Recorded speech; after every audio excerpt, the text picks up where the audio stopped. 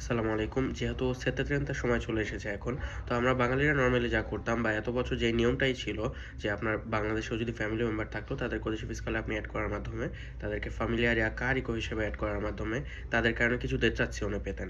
Like তাদের কারণে আপনার যদি কিছু ডেবিটও বেশি থাকতো সেখান থেকে কিছুটা কমে আসতো। আপনার যদি ক্রেডিটও থাকতো সেই ক্রেডিটটা একটু বাড়তে পারতো।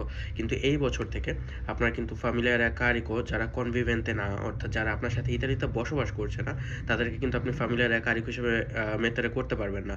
যদি আপনার ফ্যামিলি মেম্বাররা বাংলাদেশে থাকে তাহলে তাদেরকে আপনি ফ্যামিলিয়ার কারিক হিসেবে মেথডে করতে পারবেন না, তাদের কারণে কোনো দেচাচ্ছিও পাবেন না। তো এই ব্যাপারটা আপনারা খেয়াল রাখবেন। শুধু অনেক জায়গায় টাকা দিয়ে আপনারা ফ্যামিলি মেম্বারদের কোরেশি করে বানাচ্ছেন বা বানাবেন বলে ভাবছেন।